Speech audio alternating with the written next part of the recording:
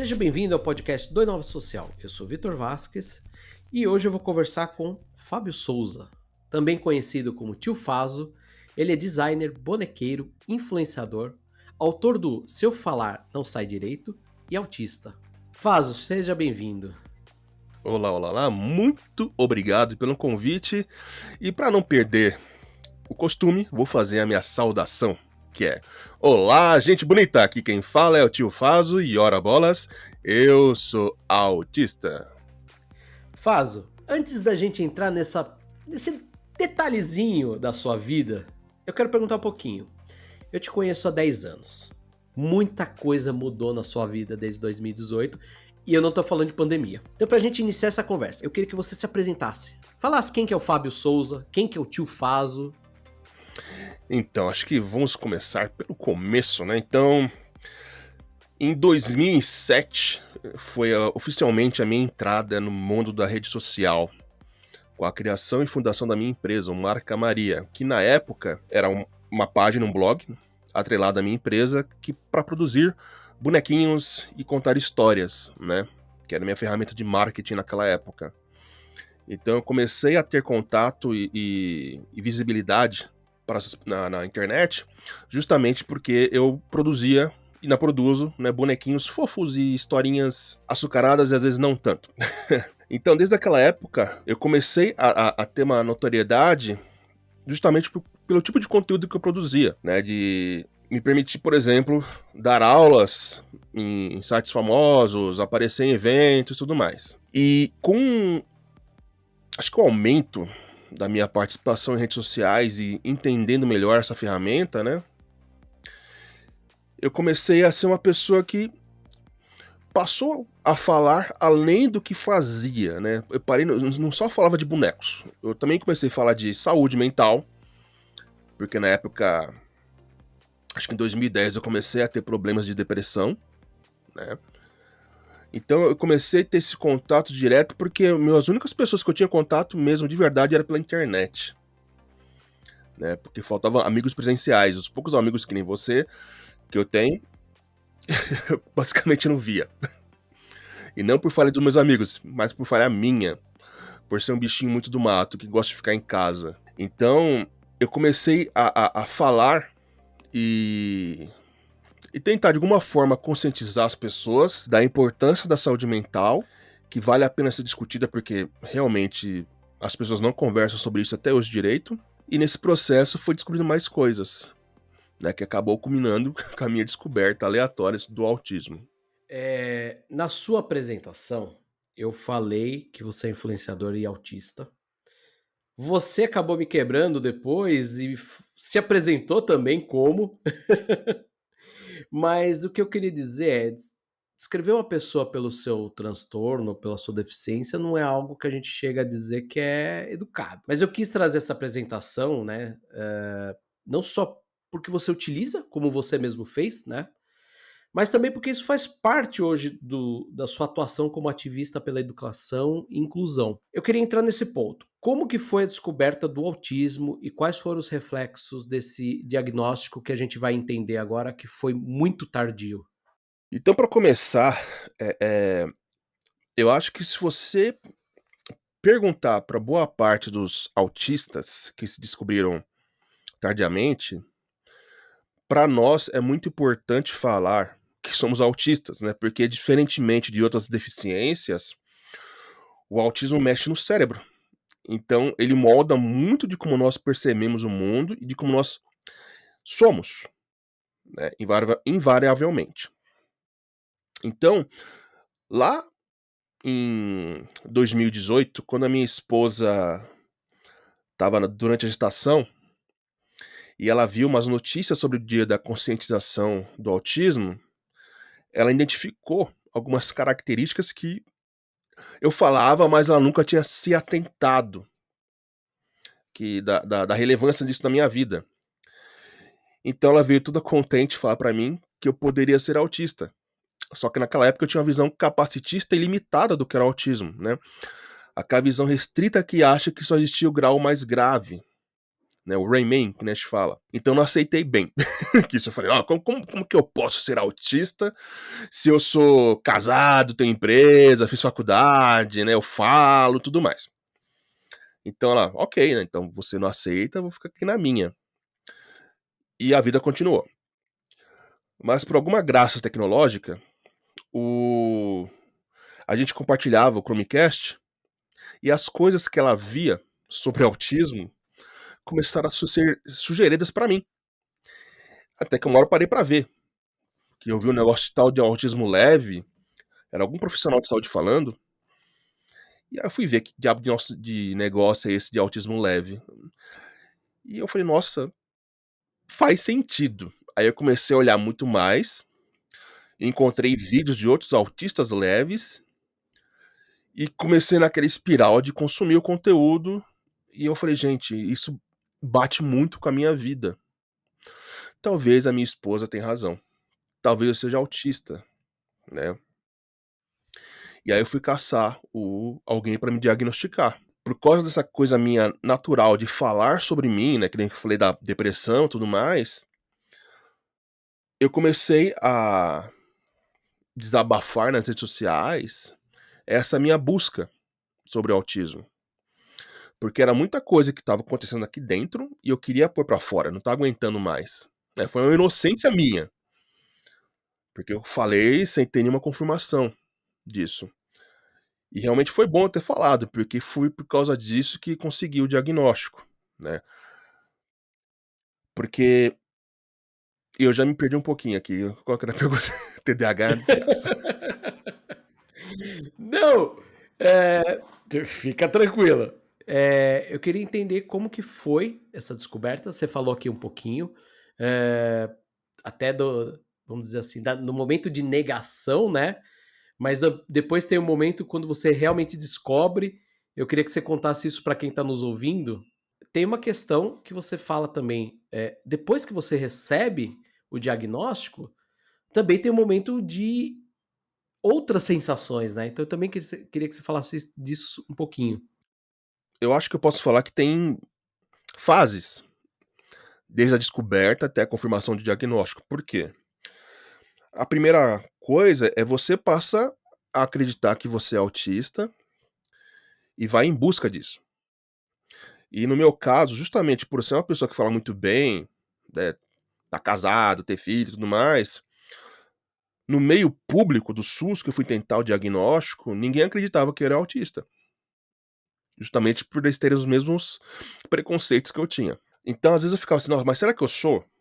Será que eu não sou? Um profissional de saúde tá falando que eu não sou". Mas por tudo que eu tô lendo, há grande chance de eu ser autista. Então eu fiquei nessa batalha.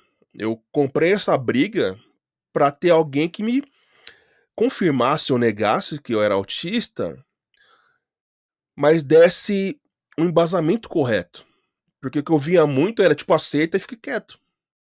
Tinha muito aquela coisa do: "Imagina, olha a idade que você tá, olha as relações que você tem". Não entrava nem na questão de investigar, o que você, identificava, né, você não como um especialista médico, mas você como pessoa identificava como sintomas, vamos assim dizer, eles não investigavam, né, esse era um grande ponto.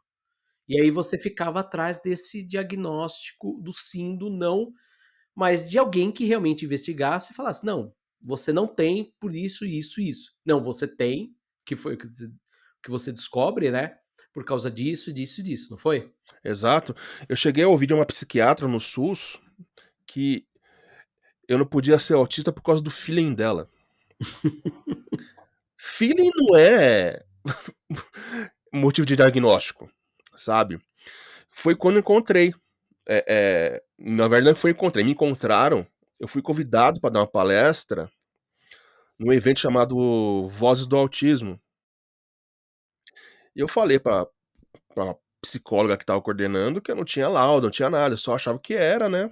Ela falou: "Não tem problema, pode vir conversar com a gente aqui, fazer a palestra e tudo mais". E eu fui, na presença de uma pessoa com autodiagnóstico, que é um erro hoje fazer isso, não recomendo. E depois que passou essa época da palestra, eu marquei uma consulta com ela para poder verificar se eu era ou não. E a gente conversou acho que por 1 hora e meia mais ou menos, e ela me disse que não tinha a menor dúvida que eu era autista. Aí hoje, pensando agora assim, talvez ela me convidou para esse evento, porque ela já percebia pelas coisas que eu falava na internet que eu era autista. Então não calhava de chamar alguém que não era para um evento de autistas, né. E ela me explicou quando eu perguntei: "Por que que você fala que eu sou autista e os outros não falam que eu sou autista, né?". Ela falou assim: "Quem não tem especialização e não trabalha no dia a dia com autista, e não vê os diversos graus, e tudo mais, se prende a estereótipo, Uhum. se prende na sua fala. Mas quando observa o histórico de vida, né, tudo que você passou e você passa, você gabarita tudo para ser um autista". Não, porque o autismo é algo que acontece desde a infância. Você não vira autista, você nasce autista. E você marca tudo isso para ser autista. E aí ela falou: "Você vai precisar de mais alguns meses, né, para poder identificar tudo o que você tem, para fazer um relatório e te encaminhar para o neurologista". E aí você passa para uma segunda etapa, que o neurologista ou psiquiatra, ele vai verificar aquele relatório, vai te entrevistar, ele pode não concordar com o resultado da análise da psicóloga. Então, para você ser diagnosticado autista, né, não é algo simples. Tem várias etapas e várias barreiras. E na barreira que eu achava que, tipo, nossa, será que agora que o neurologista vai falar que eu não sou autista, vai acontecer isso agora? Ele não, pegou e, ok, toma aqui teu laudo, sabe? Então eu passei por pelo menos 2 etapas para Uhum. confirmar que eu sou autista. Então, toda aquela dúvida que os outros profissionais colocaram em mim se dissipou. E eu estava certo em ser o chato, de querer uma explicação correta. Não bastava ser feeling. Eu perguntei pra psiquiatra que me falou isso: "Me explica por que que eu não sou autista. Me dá alguma literatura pra entender que transtorno é esse que você fala que eu tenho", que ela falou que eu era histriônico. "Me indica literaturas pra eu poder ler". Ela falava pra mim: "Ah, você quer saber demais". Pô, gente, uma coisa que pode mudar minha vida, que até aquele momento de 2010 até 2018 eu queria morrer diariamente por não me encaixar, que é por isso esse motivo que eu não conseguia te ver com a frequência que eu te gostaria, porque eu não conseguia, eh eh eh, fazer os comandos básicos, assim, posso falar, pra poder conviver com minhas amizades. Eu só achava que eu tinha defeito, que eu queria morrer, que não estava prestando pra nada. Aí quando eu vi uma hipótese que explica quem eu sou, a pessoa fala que é feeling e não quer me apontar nenhuma literatura, nada pra poder, tipo, entender, então, realmente quem eu sou e me cuidar, foi isso que manteve a chama acesa de eu pesquisar e achar alguém que pudesse falar a verdade pra mim. E eu achei no caso da Lúcia. Você disse um ponto interessante a respeito de 2010 a 2018. Você está resumindo muito em 8 anos, hã, uma questão que é a sua vida inteira, né. Porque esse diagnóstico tardio, eu ouvi você falar, eu não me lembro agora em que entrevista que foi, que em 2018, enfim, depois que você recebe o diagnóstico, você se entende, sua vida começa a fazer mais sentido. Então eu queria que você falasse um pouquinho quais foram esses reflexos desse diagnóstico tão demorado, né? E hoje a gente sabe, né? Hoje eu fazendo pesquisa, né, para o nosso podcast, que eu tenho que fazer a lição de casa, né? Eu li uma pesquisa de um médico que ele falava uma coisa muito interessante. Não é que estão surgindo muitos casos de autismo, mas é que agora a gente está começando a identificar os casos que realmente existem, né? Então é ver o Faso com seus 35 anos sendo diagnosticado, né? Depois de praticamente uma vida inteira, 35 anos, poxa, quando a gente chega aos 35, a gente já teve tanta coisa na vida, né? Então eu queria que você falasse um pouquinho como que foi isso, né? Você olhando para trás, para sua vida, os seus 35 anos, você falou assim: "Não, agora faz sentido". Então, eu acho que se você pegar qualquer autista diagnosticado tardiamente, ele fala que tem um alívio, né, de se entender. Eu gosto de falar que eu tive um perdão, um auto perdão, porque desde criança os sinais estavam lá, minha mãe tentou entender o que que eu tinha, só que a medicina da época, né, anos 80, não permitia, a identificação de um autista leve, como eu. Eu lembro que quando eu estava no útero da minha mãe, eu sou o segundo filho dela, ela falou para o obstetra que eu estava muito quieto na barriga e não mexia. Aí ele falou: "Não, mãe, não se preocupa que ele é preguiçoso". Eu nasci e demorei pra poder andar e falar. Tinha quase 3 anos quando eu fui começar a andar e falar sozinho. Novamente o pediatra falou: "Não se preocupa, mãe, ele é preguiçoso". Então minha mãe aceitou que era preguiça minha. Só que instintivamente, ela via que tinha que fazer algumas coisas pra poder me ajudar, como por exemplo amarrar sapato. Eu só fui conseguir amarrar meu sapato de direito com 14 anos. Isso não é, entre aspas, normal. Eu só fui conseguir ler sozinho com quase 7. Ler e escrever, não consegui escrever o nome do meu pai com 6 anos. Então, e fora isso, tinha aquelas coisinhas, criança de 4 anos vai brincar no parquinho da escola. Eu não sabia como brincar. Eu sentava na muretinha e ficava olhando as crianças brincando, depois eu tentar entender qual que era a lógica da brincadeira. Como é que eu fazia, qual que é o procedimento para poder subir num escorregador? Que criança de 4 anos faz isso? Então eu sempre fui muito isolado. Por mais que eu tivesse amizades nas escolas, elas eram pontuais e só ficavam na escola. Não tinha convívio fora de lá. Eu me sentia muito melhor com adultos, porque eu conseguia conversar sobre outros assuntos, do que com criança. Tenta imaginar uma criança com seus 9, 10 anos, fanática por astronomia, falando coisas que só, só adulto vai ter se interessar, né? Então, todo esse processo foi a minha vida inteira com tudo. Eu, adolescente, vi os adolescentes se reunindo para viajar e eu não conseguia entender como é que eles faziam isso. Como é que eu faço para poder viajar com amigos, né? Tipo assim, eu nem pensava, como é que eu faço amigos? Porque eu via as coisas acontecendo, eu via que parecia, sei lá, como filmes, como séries, e eu não conseguia ter isso. Então a minha vida inteira foi resumida a basicamente eu ficar em casa, sozinho. Seja desenhando, seja criando, que me ajudaram a ter a profissão que eu tenho hoje. Mas, em contrapartida, eu era extremamente solitário. Então o diagnóstico, quando ele veio, foi aquele assim, um alívio por um instante, né, que fala: "Ó, então eu estava certo", e depois foi todo um processo de perdão. De perdão por eu não conseguir ter amigos naquela época, de eu entender o porquê que eu não tinha amigos, de entender por que eu não conseguia fazer tal coisa, e porque, mesmo as minhas novas amizades, eu não conseguia ter convívio. Eu acho que a coisa que mais me pesou,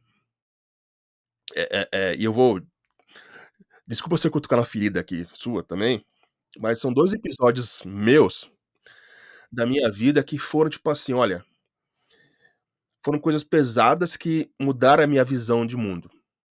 A primeira é, eu quando te conheci, você era o meu amigo, a gente sempre tentava marcar de se ver e eu não conseguia. Uhum, Precisou eu ir no velório do teu irmão uhum, pra tomar o choque e mudar minha vida. Eu falei: "Eu não quero ver mais os meus amigos, o parentes deles em velório", uhum, né. Então aquilo pesou muito pra mim. E a segunda coisa foi que um dos meus amigos mais antigos que eu tinha desde dos anos 2000, eu descobri numa madrugada que ele tinha cometido suicídio. E eu morava a 15 minutos dele. A gente se falava de vez em quando pela Facebook, principalmente na época do aniversário dele, né. E tipo, uma pessoa que eu conhecia muito, que me ajudou tanto na vida, e eu não estive e nem sabia que ele estava ruim, e tanto que as pessoas familiares deles não me chamaram para o velório, porque não sabiam da minha existência, porque eu não convivia com ele. E aí você percebe, gente, como é que coisa errada é essa de você não conseguir suas amizades, você só se vê em horas tão tristes, Uhum. que você tem essa força maior em você pra poder ver alguém. Então você vendo isso agora com a visão do autismo, você se perdoa. Você sabe que você não estava quebrado. Você sabe que você só era diferente e que você não tinha um norte pra entender como lidar com essa diferença. Hoje eu tenho, através de terapia, que me deu as ferramentas pra poder mudar. Mas é isso, é aquela coisa, gente, por que minha vida, eu adulto, não consigo fazer as coisas que a maioria dos adultos fazem? Então isso gera uma culpa tão grande na gente, que acaba sendo a solução final de todo autista, leve, é se matar. E não é à toa que eu fiquei pensando em morrer durante 10 anos. É muito comum, a nossa maior causa de morte é essa. Aí quando você descobre isso, você fala: "Pô, agora eu entendi porque sei lá, eu não consegui morar sozinho, eu não consegui alugar casa, eu não consegui fazer um monte de coisa". Então, o diagnóstico, pra mim, é o auto-perdão. Eu parar de remoer o passado e agora entender que eu tenho todo o mapa do Age of Empires aberto pra poder ir pra frente.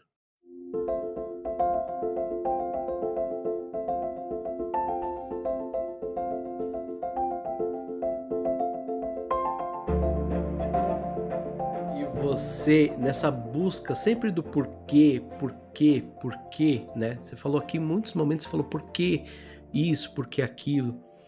Eh, Você também chegava a tentar arranjar respostas, né, então eu acredito que você tenha culpado, por exemplo, a depressão, quando a depressão na verdade era o resultado, né, posso estar errado aqui, mas eu queria escutar de você.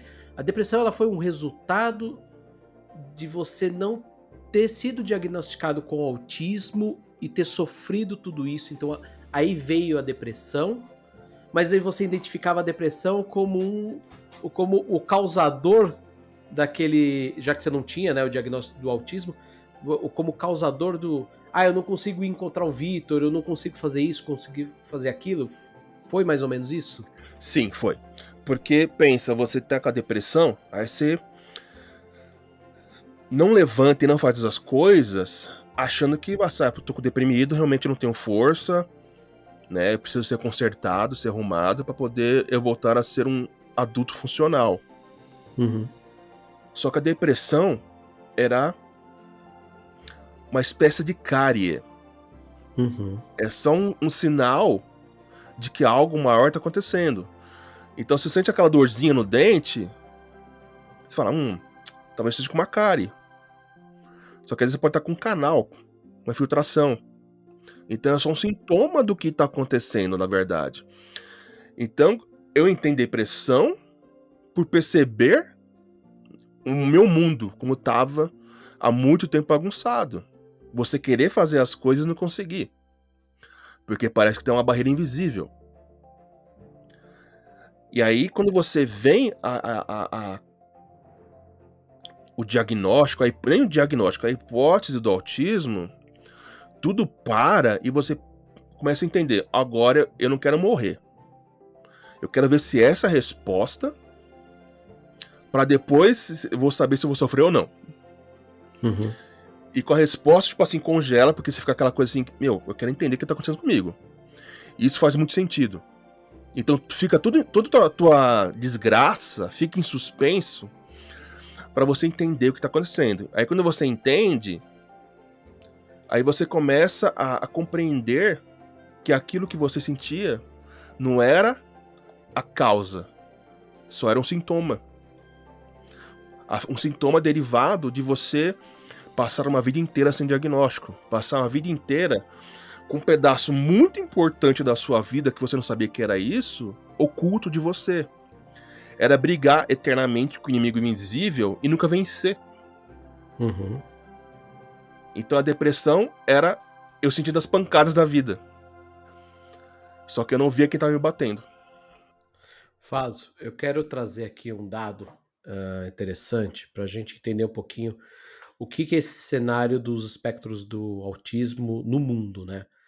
Segundo os dados do CDC dos Estados Unidos, atualmente o transtorno do espectro do autismo ele impacta de 1 a 2% da população mundial. O planeta com 8 bilhões de pessoas é muita gente. Não vou nem falar que foi diagnosticada, mas é muita, muita gente dentro desse transtorno, certo? Só no Brasil a gente acredita que são 2 milhões de pessoas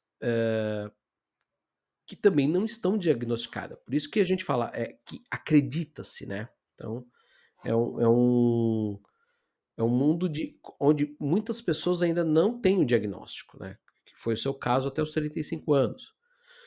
Eu queria que você falasse um pouquinho, que tipo de acessibilidade nós precisamos começar a pensar para essa parcela da população? O que a gente precisa pensar como sociedade, já que você falou tanto aqui, né, de ver o mundo de uma forma diferente, o que a gente precisa começar a pensar, quais pontos para poder inserir vocês, também numa sociedade que seja mais confortável, né, para todos? Tem uma pesquisa que estima que aqui no Brasil, né, porque a gente não tem dado oficial ainda, e o censo não vai dar um dado correto, porque, por exemplo, o censo passou aqui em casa e não computou que tem 2 autistas, né, que sou eu e meu filho, então não vai ser um dado correto, mas estimam que só 10% dos autistas brasileiros têm diagnóstico, né. Então é muita gente sem saber quem é de verdade. E a inclusão do autismo, diferentemente das outras deficiências, é uma inclusão muito mais fácil de ser praticada e barata. Porque você não precisa construir uma calçada planinha, não precisa pôr piso tátil, não precisa pôr rampa, elevador. O que você precisa, eh, são poucas coisas de ordem física e a maioria é de ordem comportamental. Coisas físicas são o quê? Você ter um ambiente que dê para regular temperatura, né. Eu, por exemplo, eu sinto muito calor, porque meu cérebro não interpreta a temperatura do mesmo jeito que você. Então, se tá 13 graus, eu tô de bermuda e camiseta, porque eu não sinto tanto frio como você, porque eu não percebo tanto frio como você. Então é coisa assim, vamos colocar um ambiente que dê pra ser mais regulado a temperatura, eh, se for em caso de local de trabalho, autorizar que aquele autista tenha, sei lá, um ventilador perto dele se ele sente muito calor, um aquecedor se ele sente muito frio. A parte sonora é permitir que a gente tenha um controle da entrada de sons no nosso cérebro, então abafador de ouvido. Você, por exemplo, ter lojas com som mais ameno. Tem loja que eu não consigo entrar, que eu passo mal. Que o som é muito alto, é muita luz, né? Outra coisa, luz. Você tem uma luz mais suave. Então são poucas coisas que você precisa adaptar fisicamente para um autista, para ele estar lá presente. Outras são de ordem social, como eu falei. Então, por exemplo, é você não cobrar que um autista obrigue ele, por exemplo, a atender telefone. Muitos têm dificuldade de fazer isso. Ou, por exemplo, você não obrigar e usar como critério de atendimento que autista tenha que ser aquela pessoa sociável. Porque tem muitos autistas aqui no mercado de trabalho que não conseguem trabalho ou não evoluem no cargo porque não sabe socializar. Sabe? Eu quando no meu último emprego, meu chefe que me arrancava do meu posto de trabalho para poder participar de confraternização. Porque eu queria trabalhar, tava lá me divertindo trabalhando. Aí falou, vai ter festinha. Eu falei, pai do céu, lá vou pra festinha. Aí ele pegava assim, chegava, ele desligava o monitor e falou, vamos lá pra cima, pra festinha. Então ele fazia isso.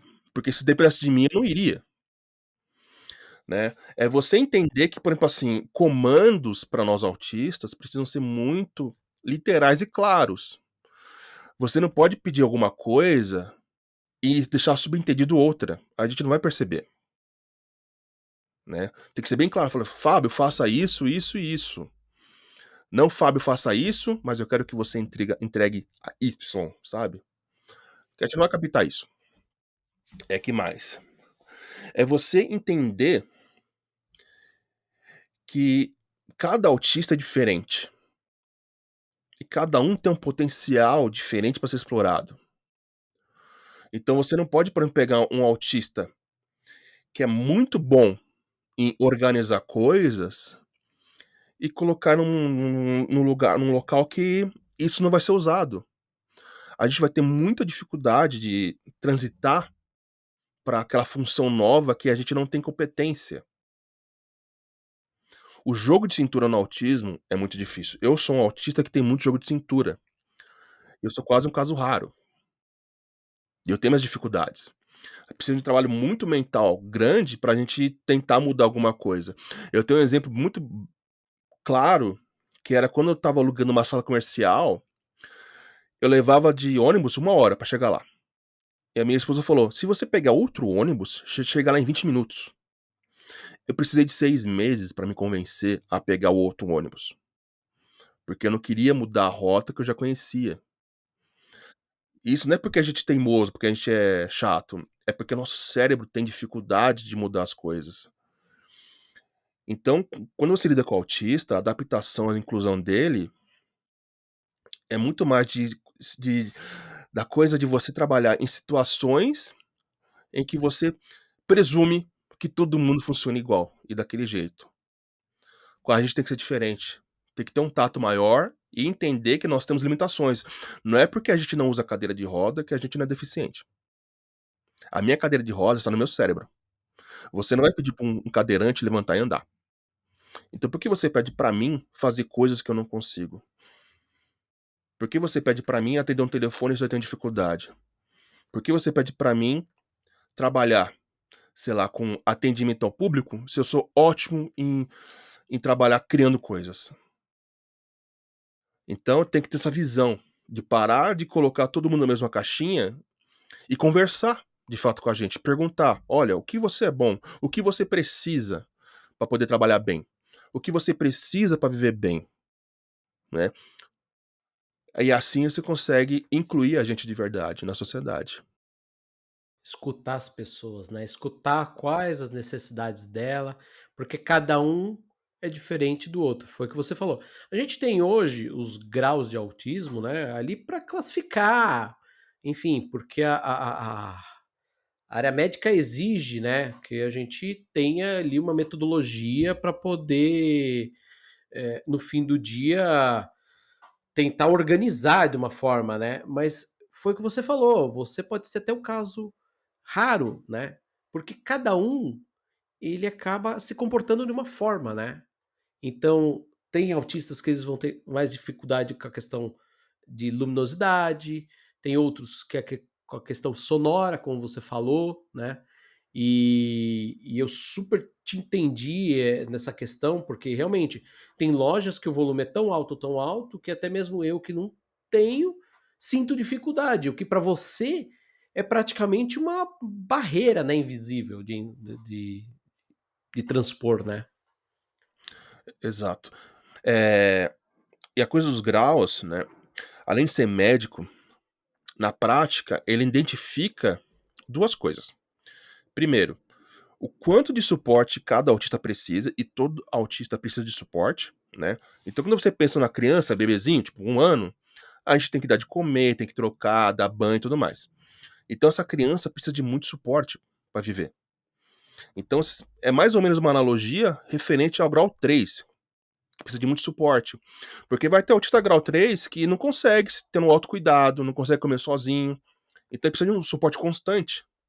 Eu que sou grau 1, eu preciso de pouco.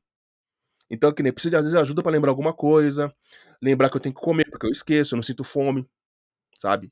Ir ao banheiro, tem que ser uma coisa mais mecânica, porque eu não lembro, às vezes, de ir ao banheiro, então eu posso passar o dia inteiro sem ir ao banheiro. Então tem que ter essas coisinhas. E o grau também fala sobre o nosso funcionamento cerebral. Porque não é porque o autista, não fala, não verbaliza, né, que ele não tá prestando atenção. Ele funciona igual a mim, igual a você, só que ele não tem controle no cérebro. Então, enquanto um grau 1 tem muito controle no cérebro, um grau 3 talvez não tenha tanto. Só que são pessoas iguais funcionamento. Então você também tem que pensar nisso, porque, por exemplo, assim, o meu cérebro, quando ouve um barulho, eu consigo ainda lidar com ele. Já para um grau 3, talvez ele não consiga, por isso que ele tem crise. Então, até na hora de você incluir as pessoas, você tem que pensar nisso. Porque, por exemplo, na comunidade autista, é muito normal que a maioria dos autistas não consigam ouvir áudio, tipo WhatsApp. Então, o que a gente Interessante. precisa? A gente faz o quê? A gente ou prefere que você mande mensagem, ou que você pergunte que posso te mandar um áudio, porque a gente precisa se preparar psicologicamente, ou a gente usa programas para traduzir o áudio para texto. Porque para nós o áudio pode ferir, às vezes com pouca coisa. Eu, por exemplo, eu não vejo vídeo sem legenda. Por quê? Meu celular tá o tempo inteiro no mudo. Porque cada um tem um áudio diferente. Às vezes tem um som muito alto, som muito baixo, e isso requer energia do nosso cérebro. Então, quando você faz um conteúdo e não tem legenda, eu acabo não vendo. Sendo que a gente é um público consumidor. Então, tipo, a empresa perde nisso. Um produtor de conteúdo perde nisso. Então, é que nós estamos falando, tem que conversar, ver o que cada um precisa. Às vezes você vai estar na equipe e falar assim, ó, Fábio, você pode te mandar áudio? Pode. Eu consigo lidar com áudio. Aprendi a lidar com áudio. Mas um outro autista do mesmo grau que eu pode não lidar. Então você não pode me pegar como regra. Você tem que saber adaptar. E às vezes a adaptação vai ser de acordo com o freguês. E, Faso, me explica uma coisa, agora só uma curiosidade. Eh, Também tem aquela questão de nem sempre você tá, vou dar um exemplo aqui. O autista, ele tudo bem, você recebe áudio hoje, mas tem um dia que você tá, você fala assim: "Putz, o áudio para mim é uma carga mental um pouco mais pesada", ou não? Isso por você ter treinado, hoje você tem: "Ah não, eu aceito áudio a qualquer momento". O que eu digo, sabe aquela questão da gente falar, temos altos e baixos no nosso dia? Isso ocorre também então nesse ponto de Sim, vista? sim, ocorre sim. Porque tenta pensar que o nosso cérebro é como se fosse um celular e cada coisinha que a gente faz vai abrindo um aplicativo. Quem não é autista, automaticamente o sistema fecha o aplicativo. A gente não, vai deixando aberto. Então o fato, sei lá, de ir ao mercado e fazer uma compra, ficar lá meia hora, uma hora, sobrecarrega o meu sistema. Então quando eu volto, eu não consigo lidar com áudio, por exemplo. Às vezes eu tô no carro e eu percebo que eu tô sobrecarregado, eu não posso nem ligar meu rádio para poder ver música. Ou sei lá, por exemplo, vamos pensar aqui. Amanhã eu tenho uma reunião com o cliente. E vai ser uma reunião, sei lá, em outro lado da cidade. Então o que eu tenho que fazer para poder encarar essa reunião? Fala, olha, eu vou ter que dormir bem para poder estar com a mente descansada. O caminho de ida, eu não vou poder ouvir nenhum rádio para não sobrecarregar meu cérebro, porque já vai sobrecarregar pelo trânsito, pelo barulho do Uhum. trânsito. Amanhã vai fazer 30 graus. Eita, eu vou ter que carregar uma água gelada comigo para poder diminuir minha temperatura. E com certeza eu vou chegar pelo menos meia hora, 40 minutos antes da reunião, para eu poder me estabilizar, sabe? Então, tudo é planejado, tudo é pensado no autista. No autismo, quando a gente tem essa ciência. Porque, às vezes, pouca coisa pode desestabilizar a gente. A gente pode estar conversando aqui e começar, por exemplo, sei lá, alguém usando uma maquita aqui do lado. Eu tô falando bem, mas daqui, sei lá, 15 minutos, eu começo a enrolar a língua sem perceber. Porque eu tô focado no nosso papo, só que meu cérebro tá absorvendo aquele barulho da maquita. Eu não noto. Então, por mais que eu treine e consiga fazer algumas coisas, às vezes o cérebro não lida. É muito normal que, por exemplo, assim, eu acorde de manhã e eu não responda nada pra ninguém. Justamente porque meu cérebro tá religando, e se eu tiver uma noite péssima de sono, com certeza a minha resposta não vai ser como eu gostaria de ser. Essa semana eu fiz uma live e eu estava com muita dor nas costas, e eu não consegui responder direito as coisas, por causa da dor. Porque eu estava com muita dor há muito tempo e eu tive que ficar com a luz ligada e eu tive que Uhum. falar e interagir. Eu já não conseguia fazer isso direito. Então, se você pega eu falando na terça e eu falando hoje com você, dá pra ver a diferença.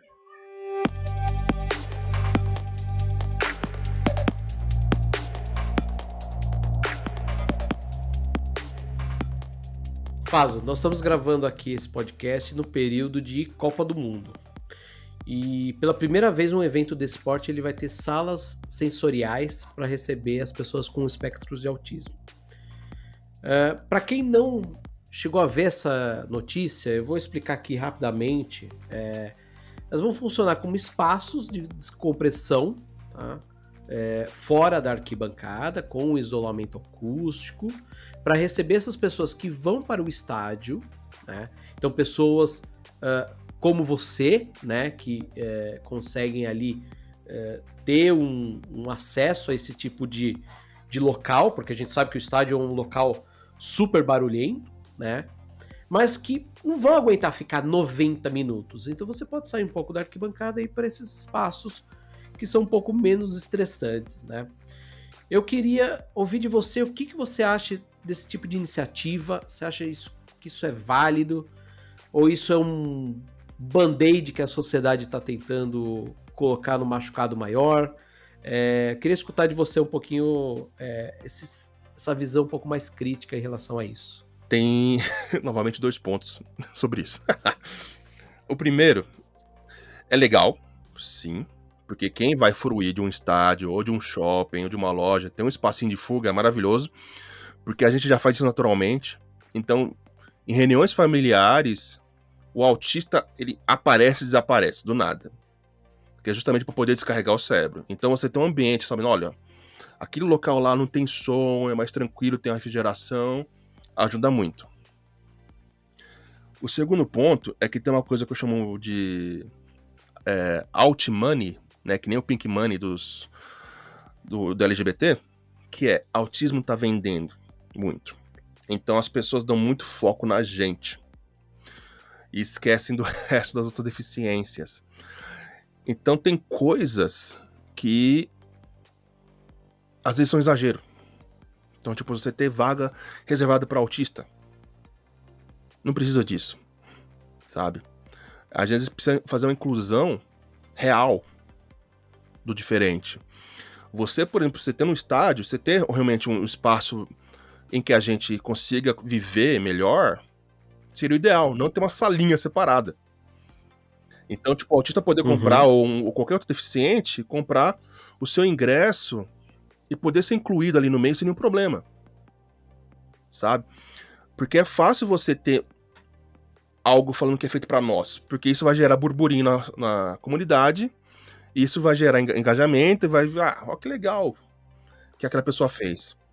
Mas Uhum. na prática, é mais para inglês ver isso. Porque, tá lá, aí ó, qual foi a última vez que você, empresa, pensou em contratar autista? Qual foi a última vez que você pensou, sem ser obrigado por lei, a contratar um outro PCD? Por que, sei lá, na sua loja, é, é, o caminho para passar uma cadeira de rodas é muito difícil?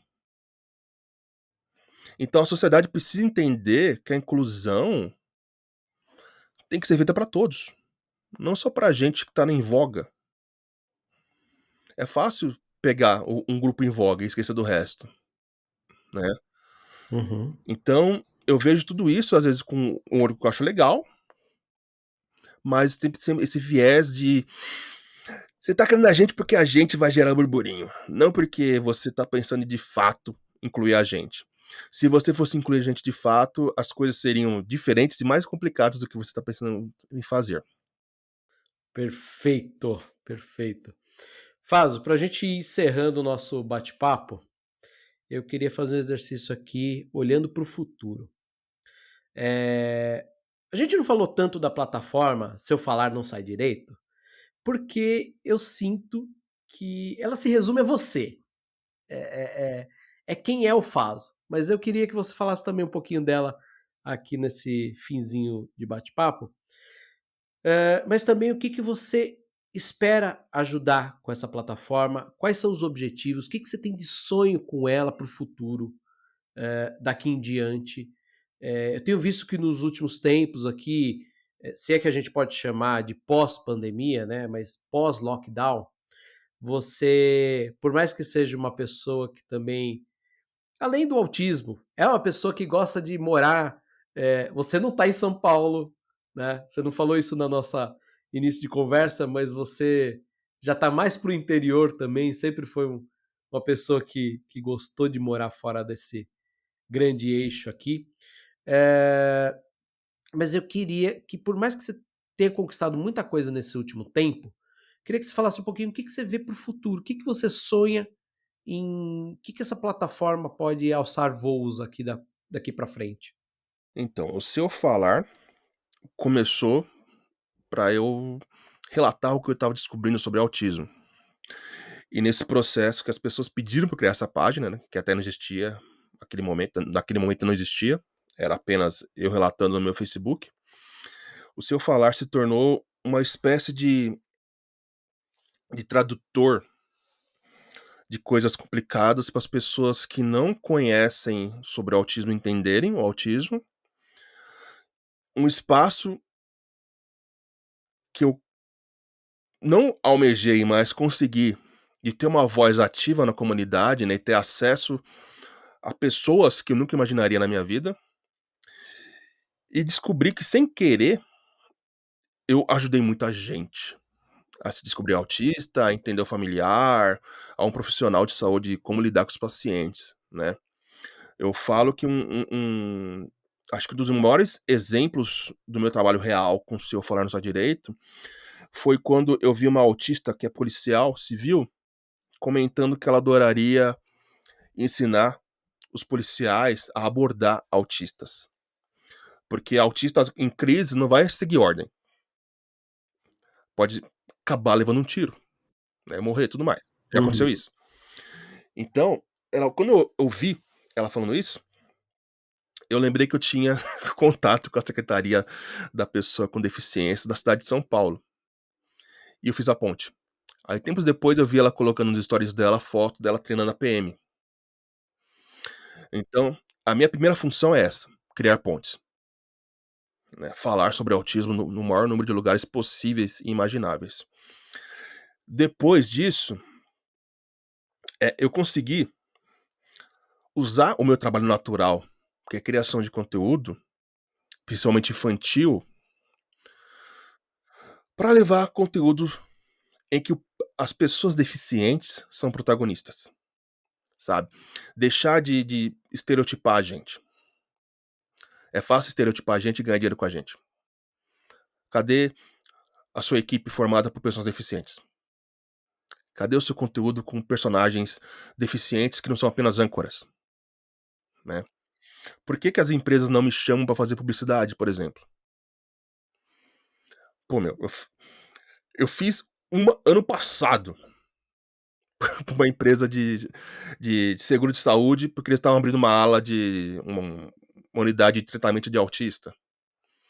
Mas ninguém vai falar pra mim: "Ó, pô, Fábio, você é autista, né, você poderia falar sobre fones de ouvido, já que essa comunidade consome? Ah, o seu número é muito, sei lá, tem muitas mães. A gente tem uma solução para as mães de alguma coisa que pode ser pra melhorar a vida delas, né". Ninguém vem atrás de PCD. Isso eu quero mudar, né, esse é o segundo ponto, eu quero mudar, quero tentar mostrar que a gente pode ser deficiente, falar de deficiência e mostrar que, olha só, você não precisa pensar em mim só em data comemorativa. Você pode pensar em mim para poder vender outras coisas. As minhas pessoas não são deficientes apenas e consomem deficiência. São seres humanos como qualquer outro. E por fim, acho que é o meu maior trabalho, e esse aí que vai ser mais difícil, eu queria muito, eu até tenho aqui na minha parede chamado a Agenda TEA 2060.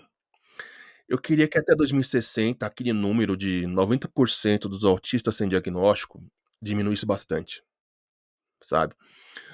Porque, né, é inadmissível pensar o quanto de gente aí que já se matou porque não sabe quem é. O meu pai tem 83 anos. Ele é possivelmente autista. Ele tem muito mais características que eu. E nunca teve diagnóstico e não vai ter agora porque ele tá senil. Pensa como foi a vida dele. Eu acho que ele nunca fez nenhuma besteira porque sabe-se lá por que nunca teve essa ideia. Eu quase fui embora por não saber quem eu sou. O quanto de autista que já me falaram que por minha causa deixaram de querer morrer. Porque, pô, se o tio faz daquele jeito que ele é autista, tem dificuldade, eu vou atrás de diagnóstico, tentar me entender. Não tá certo a gente morrer e ter nossa maior causa de morte ser o suicídio. Sendo que é algo que poderia ser muito bem feito no SUS se tivesse treinamento e capacitação dos profissionais. Quantas famílias por aí que você vê mães se matando porque não conseguem lidar com o filho e com todas essas demandas, porque não tem nenhum apoio. A gente tem que mudar muito nisso. Então meus desejos são 3. É comunicar e falar de autismo para o maior número de pessoas possível, mostrar que a gente pode consumir conteúdo e produzir coisas para qualquer grupo, só que foi feito por uma pessoa deficiente. E terceiro é mudar a realidade, tentar ajudar quem não tá aqui, não tem essa voz ativa que eu tenho. Tentar realmente mudar isso, eu posso saber que eu vou morrer, né, velhinho, sabendo que mais pessoas estão por aí sabendo quem são de verdade. E que isso vai mudar a vida delas para sempre. Ah, e quase esqueci, o quarto item muito importante que entrou recentemente na agenda, que eu não tinha me atentado, que me informaram. É ajudar as empresas a entenderem que vale a pena contratar a gente. Porque eu descobri em pesquisas que muitos empresários não contratam autistas porque eles não sabem lidar conosco. A gente não é bicho, a gente só tem uma deficiência. Então, só tem cerca de 1% de autistas empregados, formalmente. E essa coisa de de você não ter emprego, não ter conseguir sustentar, vai acabar o quê? Gerando a baixa autoestima, que gera a depressão e que gera o suicídio. Então isso também tem que mudar. Mostrar para as empresas que a gente também precisa de trabalho e nós somos ótimos funcionários.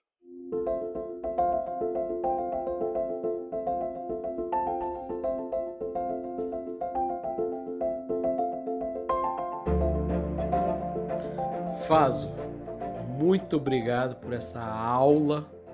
Foi muito legal escutar sua história, foi muito legal ouvir sua visão sobre esses vários pontos. Acho que foi uma conversa muito interessante. Espero que quem esteja nos ouvindo, que assim como o Faso, identificou algum aspecto parecido, que queira investigar um pouco mais sobre si mesmo. Para quem está nos ouvindo, que contratam pessoas também, escutar o que o Faso falou. Os autistas, como você mesmo disse, não são bichos, né? Então as empresas podem sim aprender a contratar essas pessoas com deficiência. E eu acho que é isso. Eu acho que foi uma conversa muito legal. Eu deixo aqui esse último espacinho para você falar com o ouvinte, convidar quem quiser te acompanhar, onde te acompanhar. E eu volto aqui para a gente encerrar, então. Basta procurar por Se Eu Falar Não Sai Direito, tanto no YouTube quanto no Instagram, Facebook e LinkedIn. E também tem TikTok. Quem quiser comunicar comigo é só mandar mensagem que eu sempre respondo na medida do possível. E que mais que eu poderia falar? Que olhem as pessoas com autismo, né, os autistas, com um olhar mais aberto e pronto para aprender. Porque a gente tem muito a ensinar e muito a aprender, né, com a sociedade. Então fica aqui meu super beijo de Jujuba e tchau, tchau. Lembrando que todos esses links que o Faso comentou estão na descrição desse episódio. E a gente se vê no próximo episódio. Até lá. Tchau.